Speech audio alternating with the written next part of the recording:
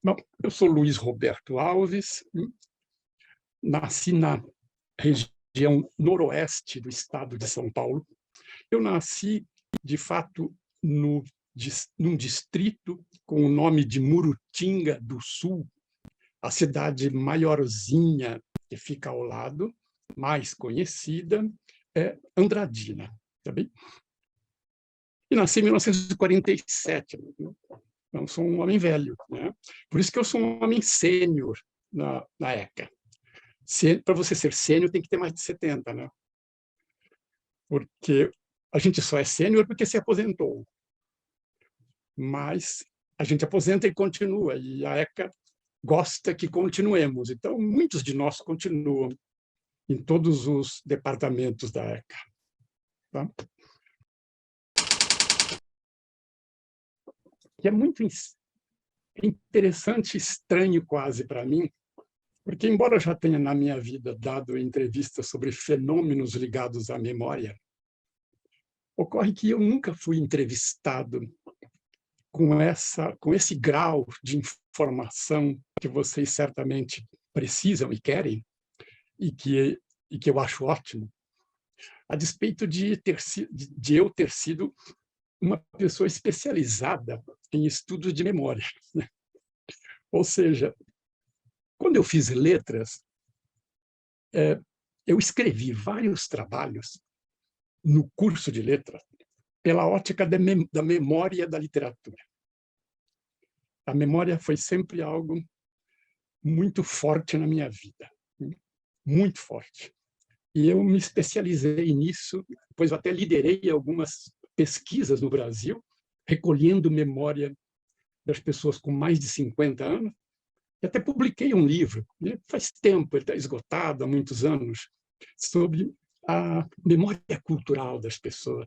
Essa imensidão de histórias que o povo contou e que conta, e que contou desde que nós provavelmente não éramos ainda homens e mulheres modernos, isto é, há 900 mil anos atrás, 400, 200. E esse é um assunto que me empolga. Só que eu também nunca tinha sido entrevistado como hoje com vocês. De modo que eu tenho boa memória, vocês usem e abusem. Eu sou um especialista em memória e, portanto, eu sou obrigado a ter boa memória.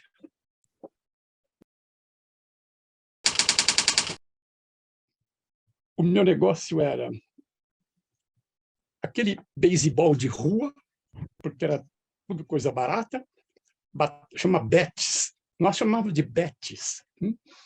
Então, o beisebol de rua, uma atitante ecológica, que é ter estilingue para caçar passarinho.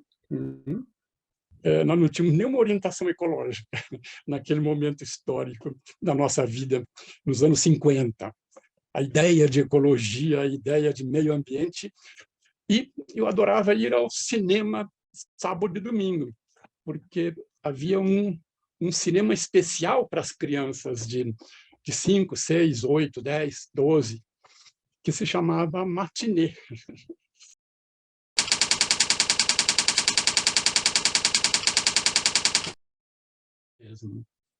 O que acontece é que, quando a gente ouve o outro mais velho, eu não retive deles certos hábitos e costumes, não.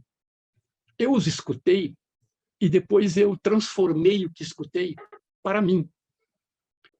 Eu me recordo de um tio chamado Isolino, de parte da minha mãe, que morreu logo.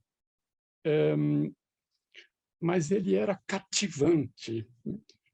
E ele, quando não estava muito bêbado caindo, porque às vezes ele estava bêbado caindo, não chegava a cair na rua, não, caía em casa. Caía em casa. Mas, quando a bebida saía, era um amor. Ele dava conselho. Ele era grande, ele era alto, um homem um pouco vermelhão, me recordo dele. E ele tinha conselhos bons, ele se preocupava com a vida pessoal da gente. Eu acho que o toque que ele dá na minha vida é que existe o outro, que não existe o eu só. Tem o tu, né? tenho nós, tenho eles, tenho elas, tenho ela. Então, existe o outro, que passa a ser um valor fundamental da minha vida e também uma razão de ser professor, uma razão de ser professor. Além disso, eu sou um professor freiriano, sou um professor ligado ao pensamento e à palavra do professor Paulo Freire, porque trabalhou comigo, eu fui companheiro dele na administração pública, e eu também li todos os livros, e estudei mesmo. Em seguida, eu penso no meu avô paterno. Meu pai e minha mãe são pessoas que educaram com liberdade, né? Foi um ambiente agradável, né, a educação deles. Eu lembrei algumas pessoas para não lembrar tantas, mas eu acho que, no fundo, todas elas, primeiro, me criaram relação com o outro e com a outra, o estado humano das pessoas, o estado educacional delas, o estado social, o estado político delas, e me educaram a perceber sentidos da vida. Quais são eles? Para que a gente possa exercer uma profissão, para que a gente possa educar. Foram muito úteis, foram belos, foram bonitos todos eles, bonitos e bonitas.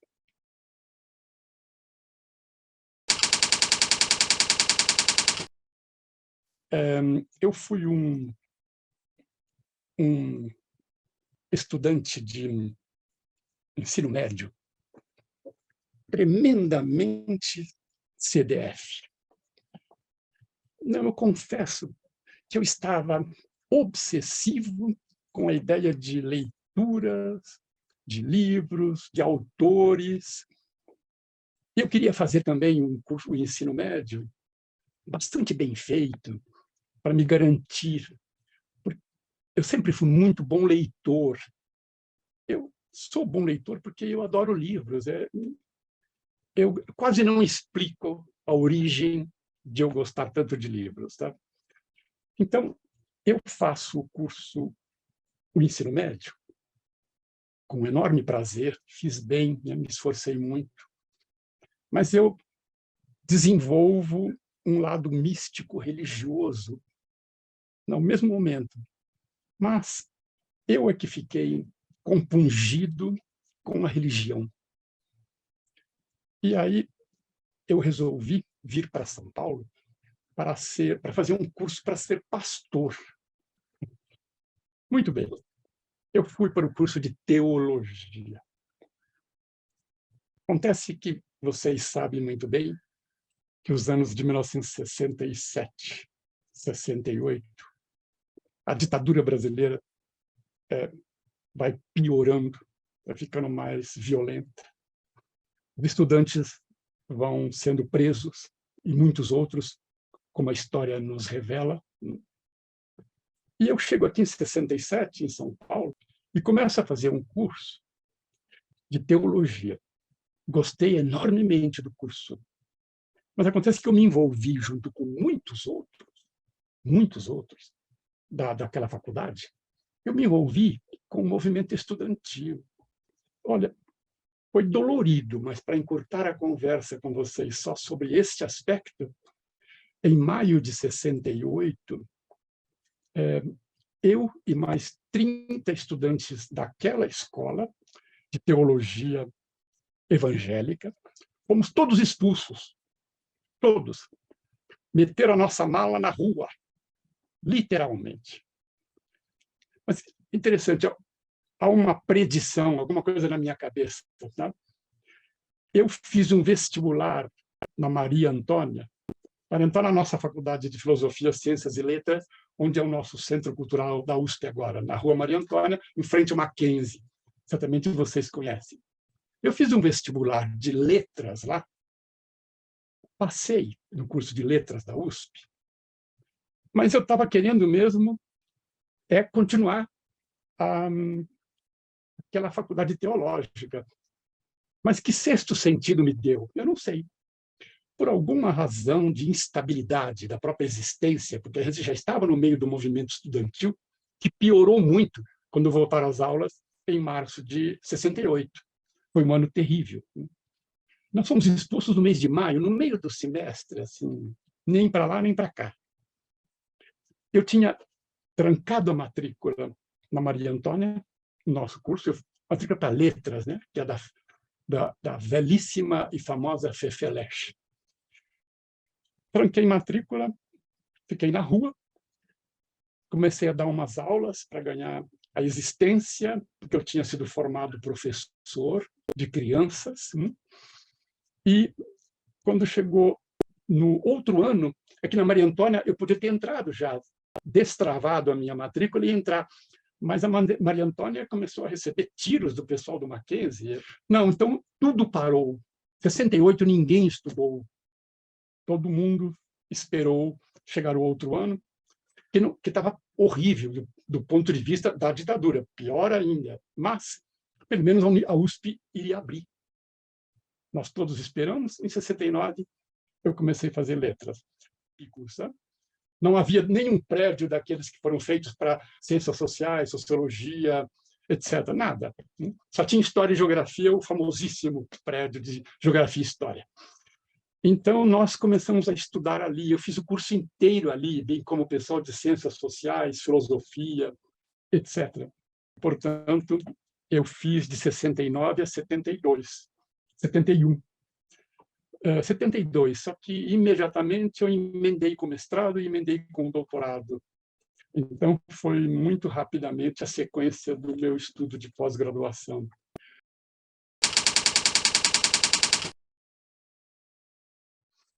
Agora, o que acontece? Eu não posso falar da ECA de antes, só posso falar da ECA de 86, 88. Né? Se eu falar da USP, eu posso. É duro de falar, sabe o quê?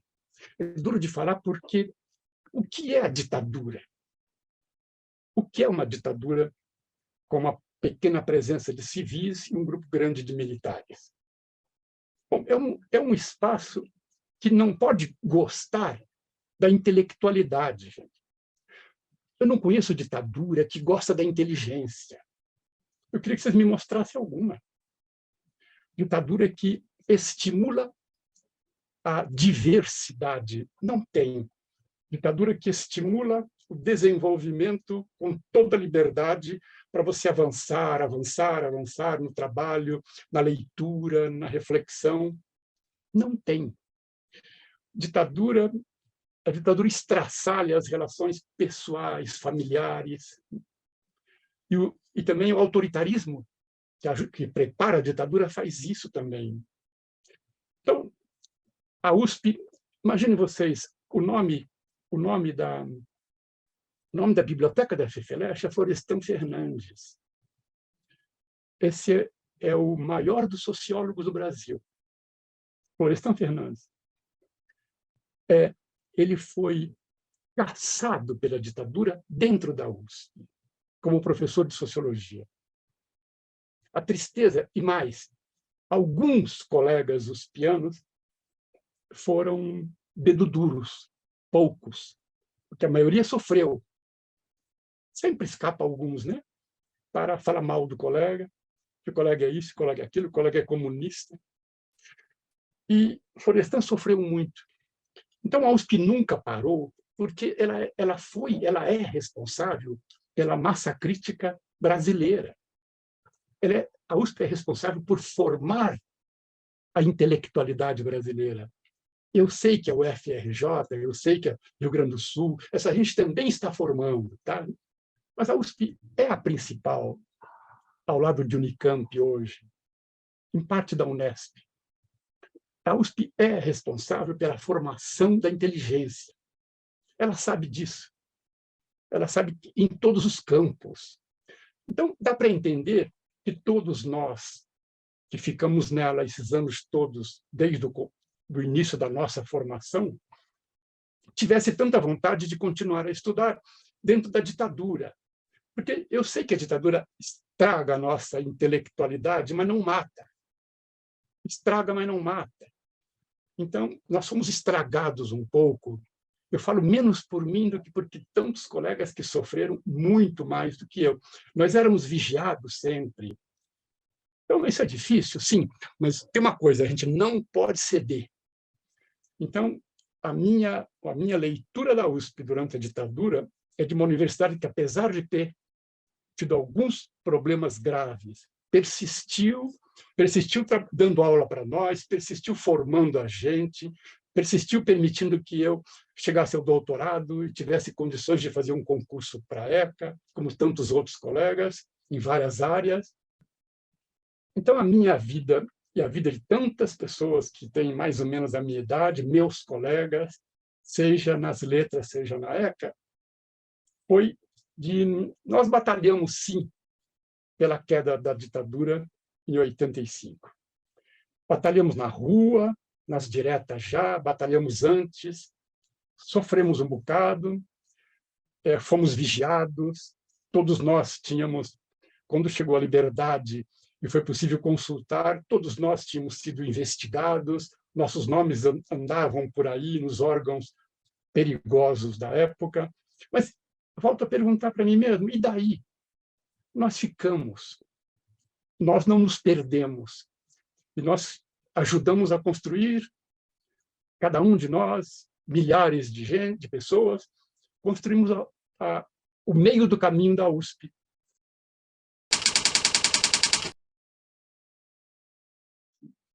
Ou seja, as letras da USP naquele momento foram um lugar muito bonito, um lugar de muito crescimento.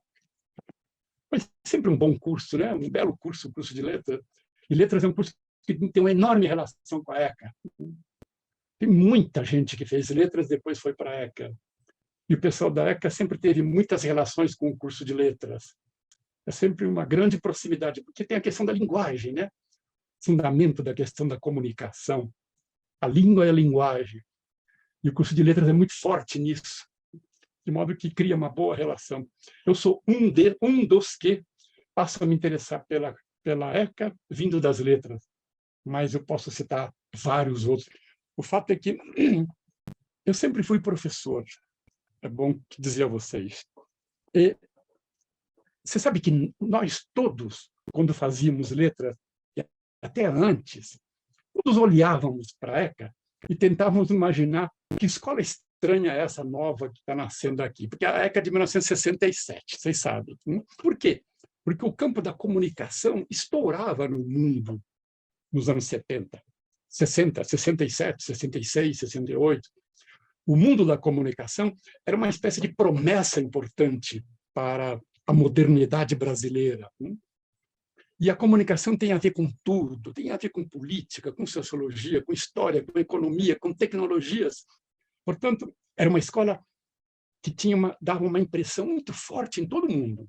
Enquanto a gente estudava letras, e depois que eu terminei letras e fiquei fazendo pós-graduação, eu tinha sempre a ideia dessa escola que ficava ali pertinho. Era só atravessar ali uns metros, estava nessa escola nova e interessante, de que as pessoas falavam muito, porque lá tem arte, lá tem comunicação, lá tem relações públicas, se falava de alguma coisa muito nova, né? Que negócio é este? Então, nós sentimos uma atração por isso, mas nós estávamos em outro lugar ainda. Então, estava armado para mim um universo. Eu era professor de língua, professor de literatura, né?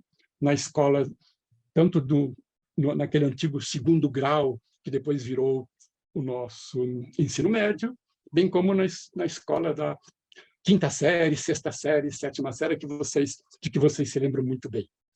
Eu ensinava e eu estava mais ou menos disponível. Acontece que eu terminei o doutorado meu em 1980. Portanto, a minha geração faz tudo mais depressa. Nos anos 70, a gente fez mestrado, a gente fez doutorado. Terminou em 80, estava com doutorado. E eu continuava a ensinar a meninada nas escolas. E um dia, um colega meu, em 86, o professor Marques de Mello, uma pessoa fundamental para a ECA, ele se encontra comigo, porque eu o conhecia de outro lugar, e diz: Roberto, vai ter concurso na ECA, um concurso para a cultura brasileira. Você que é das letras vai ter todas as condições de batalhar nesse concurso. E eu fui para a ECA em 86, fiz o concurso. Fui aprovado, demorei um pouquinho para ser chamado, mas no começo de 88 eu começo a trabalhar na ECA, ensinando português para o pessoal de jornalismo, logo no começo, aí foi mudando muito. Em seguida, eu já ensino outras disciplinas, ensinei um pouco de sociologia naquele tempo. Portanto, eu entrei em 88 como resultado um pouco desse desejo de conhecer essa escola de que se falava tanto. Um ambiente assim, aberto, comunicação, a comunicação no mundo está avançando muito. Outros falavam, sabe o que da ECA? Que ouviu muito, uma coisa contra a nossa. Falavam, comunicação? Isso é um fogo de palha, daqui a pouco não tem mais nada disso. Ou seja, as pessoas erraram barbaramente. Falou-se muito isso naquela época. As pessoas não sabiam o que ia acontecer na comunicação do mundo. Só isso. Era uma ignorância sobre o que é que significaria o campo da comunicação, as ciências da comunicação. De modo que foi essa minha entrada, viu? É aquela motivação que já existia. Zé Marques de Mello, que era um grande professor, botou fé em mim. Falei, mas escuta, Mello, eu poderia esperar um pouco fazer concurso nas letras. Sempre tem. Falou, eu sei que tem, mas você deve... O seu caminho é a comunicação. Eu acho que não sei por que ele falou isso para mim, mas eu até gostei.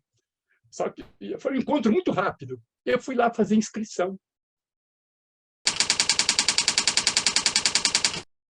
Porque quando eu entro na ECA, acho até que a razão de voltar, Giovana e colegas, foi porque eu acho que eu não fiquei tanto tempo na ECA como eu gostaria. Sabe o que aconteceu? Se eu entro em março de 88 na ECA, eu fico quanto? Eu fico 14 anos na ECA. E aí, eles encontram a lista do meu trabalho durante muitos anos, e eu já estava com 37 anos de trabalho em 2002. Olha bem, em 2002, eu tinha 37 anos de trabalho. Então, como eu recebi uma proposta para trabalhar com um campo em que eu gostava muito, que é trabalhar com políticas públicas e dirigir uma cátedra, então, eu aceitei, viu, sair da ECA. Eu aceitei a aposentadoria. Uma aposentadoria com alguns prejuízos. E eu fui para lá. Trabalhei com política pública, trabalhei com políticas de cultura, políticas de educação, políticas de comunicação, porque também havia comunicação lá naquela época, tinha até boa qualidade.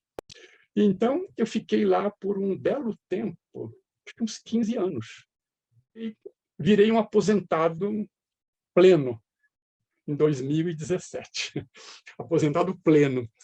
Quando chega em 2019, eu começo a fazer perguntas para os antigos companheiros e companheiras do CCA. Ô, pessoal, eu estou com vontade de voltar. Vocês acham que vale a pena?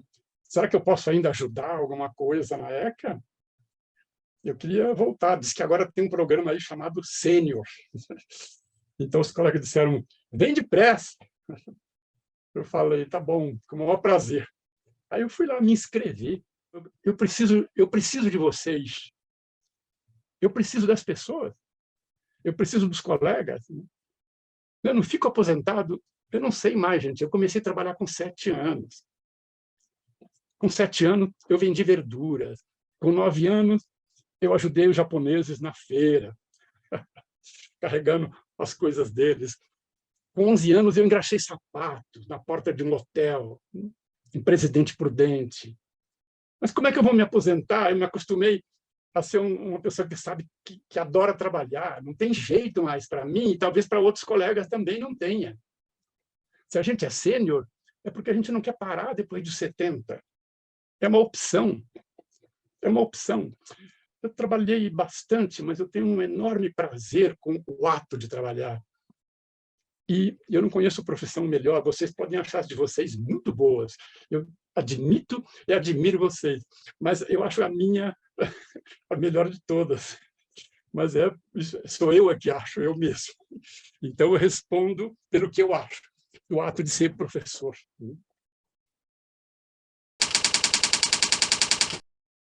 Mas a comunicação me abre muito. Os congressos, aquele encontro que todo ano se fazia, e nós íamos pelo Brasil inteiro, já deve estar no número, meu Deus, deve estar no número 70. Sei lá, quando é que começou? Não, quando começou a ECA, era um pouco, já tinha aqueles encontros de comunicação espalhados pelo Brasil, e a gente foi a tantos deles. Mas então o que acontece? Eu encontro na comunicação um pouco daquela memória de que lhes falei.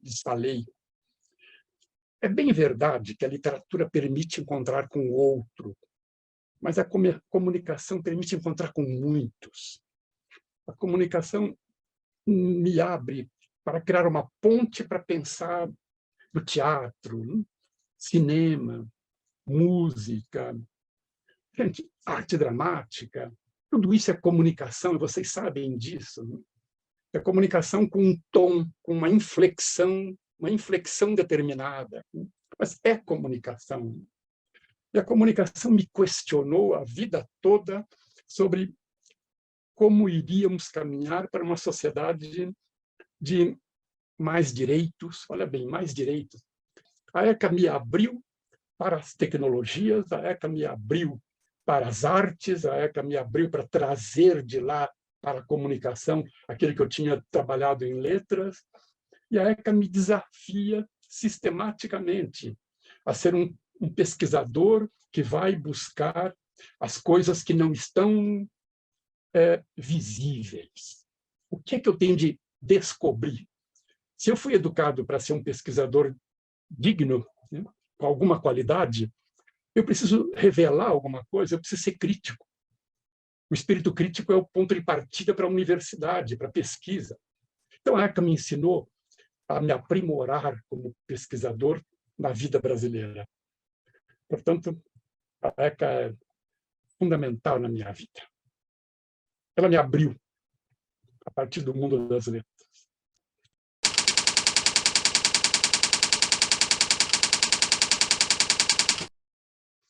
Não se entreguem, não se esqueçam também que vocês são intelectuais, viu? Não se diminuam imaginando, não, intelectual é o fulano de tal, aquele outro lá. Não, todos vocês, sem exceção. Nós temos uma natureza cultural que nos organiza como pessoas intelectuais. Existe a USP tem prazer com isto.